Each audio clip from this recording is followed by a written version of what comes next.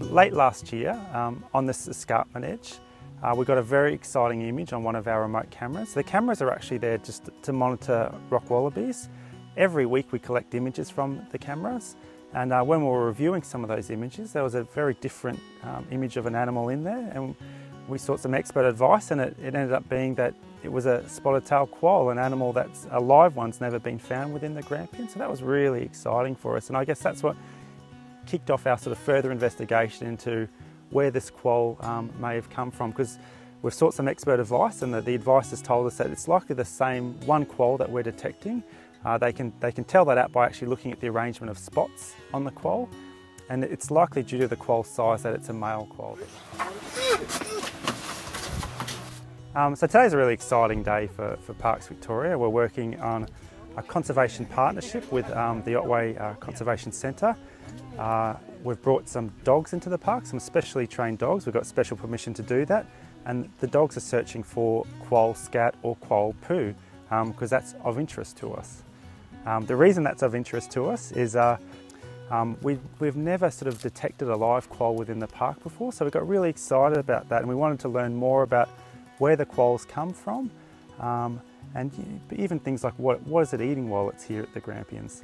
So in order to find out that information, we had to get creative, and we were very fortunate that on our doorstep down at the Otways was a very special program, and that's the Otways Conservation Dog program, where they've trained a small group of dogs specifically to sniff for quoll scat, and that's what we're doing today. We've got a posse of dogs walking on the edge of this escarpment area, sniffing for quoll scat. There's a few things that scat can tell us. If we get really fresh scat, we can actually look at the genetics of the quoll, and that may help us figure out where this quoll's come from. The scat can also tell us what the quoll's been eating, and that's also of interest to us. The other thing that the scat will, if we do detect some scat, is it'll tell us where we might be able to invest some further effort into actually monitoring for the quoll, where we can set up some more remote cameras, etc. Alright guys, so Shane and Tara, we're going to head up this way and do the top of the escarpment. Patrick and Bob, if you head down towards the creek line and pick up down the bottom side of that. Sure. Off we go. Okay. Good luck. Good luck. It's quite amazing to actually see them in operation. They have a very refined sense of smell, and in some of the tests that they've been doing in order to make sure the dogs are familiar with the scent, I've seen dogs sort of alert to a quoll scat 30 metres away and go straight to it. So actually, after seeing this in operation, I have a lot of faith in the dog's ability to actually detect the presence of a quoll if quolls were sort of travelling through that landscape.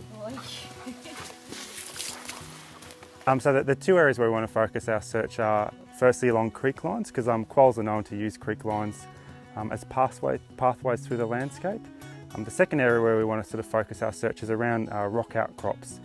So we've got quite a few remote camera images of the quoll that we've seen here exploring rock outcrops, and it's probably searching for food for things like rodents and potentially possums. The quolls themselves, like they're mysterious animals. They're very hard to detect because they occur in really low numbers, so this is certainly going to be a challenge for us, and that's why you need to use every tool in the toolkit, and that's why it's great to have the dogs here working today.